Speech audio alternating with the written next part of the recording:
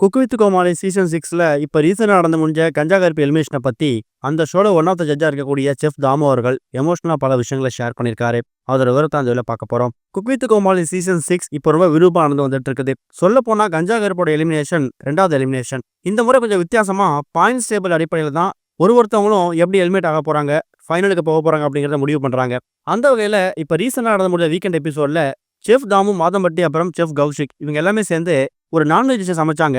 அவங்கவுங்க சமையோட டிஷ்ஷஸை வந்து ரீக்ரியேட் பண்ணணும் அப்படிங்கிறது தான் கண்டஸ்டன்ஸ் கொடுக்கப்பட்ட டாஸ்க்காக இருந்துச்சு. அதில் லட்சுமி ராமகிருஷ்ணன் அவங்க மட்டும் எனக்கு வந்து நான்வெஜ் டிஷ் வந்து சமைக்க தெரியாது, அது எனக்கு அனுபவமும் கிடையாது சொல்லிட்டு அவங்க வெஜிடேரியன் டிஷ் சமைச்சாங்க. குறிப்பாக செஃப் தாமு எவ்வளோ டைம் வார்னிங் கொடுத்தாரு, நீங்கள் வந்து நான்வெஜ் தான் சமைக்கணும், வெஜிடேரியன் சமைக்கூடாது அப்படின்னு சொல்லியும் அவங்க வெஜிடேரியன் சமைச்சு பாயிண்ட்ஸ் டேபிளில் 4th பிளேஸ் போயிட்டாங்க. அட்வான்டேஜ் டாஸ்க்ல உமர் வந்து பயங்கரமாக சமைச்சு லட்சுமி ராமகிருஷ்ணனுக்கும் பிரியாராமனுக்கும் பயங்கரமாக டஃப் கொடுத்துருந்தாரு.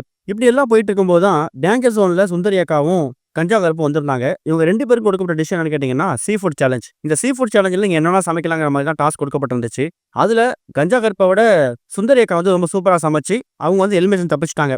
ஏன்னா சுந்தரி அக்காவை பொறுத்த வரைக்கும் அவங்க வந்து சீ ஃபுட்டில் கை தேர்ந்தவங்க, பயங்கரமாக சமைக்கக்கூடியவங்க. மெரினா பீச்சில் வந்து சீ ஃபுட்னு கடை வச்சிருக்கவங்க. எந்த சீ ஃபுட்டை எப்படி சமைச்சா ஜட்ஜஸ் வந்து இம்ப்ரெஸ் பண்ணலாங்கிறத அவங்க தெரிஞ்சு வச்சிருக்காங்க. அந்த விஷயத்துல தான் கஞ்சா கருப்பு கொஞ்சம் கோட்டை விட்டுட்டாரு. இப்போ இவருடைய எலிமினேஷனை பற்றி எக்கச்சக்கமான கருத்துக்கள் நிறைய பேர் பதிவு பண்ண ஆரம்பிச்சாங்க. அதில் குறிப்பாக சுந்தரேக்காவை காப்பாற்றுறதுக்காக தான் கஞ்சா கருப்பு வந்து பலிக்கடா வாக்கிட்டாங்க. அந்த இடத்துல வந்து சீ ஃபுட்டுக்கு பதிலாக வேற ஏதோ ஒரு சேலஞ்சு கொடுத்திருந்தா கண்டிப்பாக கஞ்சா கருப்பு தான் வந்து ஹெல்மெட் ஆயிருக்க மாட்டாரு, சுந்தரேக்கா ஹெல்மெட் ஆயிருப்பாங்கிற மாதிரி பல கருத்துக்கள் பரவிட்டு இருக்கு. இதுக்கு அந்த ஷோல ஒன் ஆஃப் த ஜட்ஜா இருக்கக்கூடிய செஃப் தாமர் என்ன பதில் கொடுத்துருக்காருன்னா, ஒரு வாரமும் எலிமினேஷன் அப்படிங்கிறது எங்களுக்கு ரொம்ப கஷ்டமா இருக்கு. இவங்க தான் வெளில போகணும், இவங்க தான் வெளில போகுது அப்படிங்கிறத முடிவு பண்ண போகிறது கிடையாது.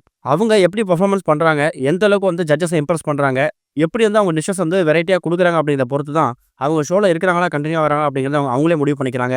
கஞ்சா கருப்பை வெளியேற்றிட்டு சுந்தரி அவங்கள வந்து நாங்கள் காப்பாற்றிட்டோம், சுந்தரி அவங்க வந்து சீ ஃபுட்டை வந்து பயங்கரமாக சமைப்பாங்க, அதனால சுந்தரி அக்காவுக்கு வந்து சீ ஃபுட்டை கொடுத்துட்டா கஞ்சா கருப்பு வெளில போயிடுவாருங்கிற மாதிரிலாம் பிளான் பண்ணதா சொல்கிறாங்க. அப்போலாம் எந்த விஷயமும் நடக்கல.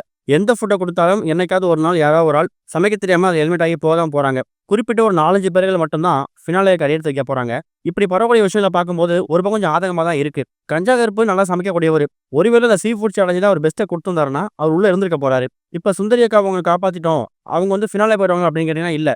அதுக்கப்புறம் வரக்கூடிய ஏதாவது ஒரு எலிமினேஷன் அவங்க ஃபேஸ் பண்ணி தான் ஆகணும். ஒருத்தவங்களும் எப்படி அந்த எலிமினேஷனோட ஃபேஸ் பண்ணி என்ன மாதிரி வெரைட்டி கொடுக்குறாங்க அப்படின்ற பொறுத்து தான் அவங்க இந்த ஷோவில் இருக்க போகிறாங்களா கண்டினியூ ஆக போகிறாங்களா அப்படிங்கிறத அவங்க முடிவு பண்ணிக்கிறாங்க. சொல்லப்போனால் இந்த ஒரு எலிமினேஷன் அப்படிங்கிறது யார் பக்கமும் சாயாமல் ரொம்ப பயாஸ்டாக இல்லாமல் ஒரு நடுநிலையான தீர்ப்பு தான் அப்படிங்கிற மாதிரி தான் அந்த ஷோவில் ஒன் ஆஃப் த ஜட்ஜாக இருக்கக்கூடிய செஃப் தாமு அவர்கள் எமோஷனாக பல விஷயங்களை ஷேர் பண்ணியிருக்காரு. தொடர்ந்து பல கருத்துக்கள் வந்து பரவனாலும் ஆதரவு கொடுத்துக்கிட்டே இருங்கிற மாதிரி அவர் தரப்பு நியாயத்தையும் முன் வச்சிருக்காரு. கஞ்சா கருப்போட எலிமினேஷன் உண்மையான எலிமினேஷன், நியாயமான எலிமினேஷனா இல்லையா அப்படிங்கிறத மறக்காம கமெண்ட்ல ஷேர் பண்ணுங்க. இது வரைக்கும் கனெக்டிங் டிவிக்கு சப்ஸ்கிரைப் பண்ணனா மறக்காம சப்ஸ்கிரைப் பண்ணிக்கங்க. உடனடி அப்டேட்ஸ் பெறுவதற்கு நோட்டிஃபிகேஷன் பெல்லையும் கிளிக் பண்ணிக்கங்க.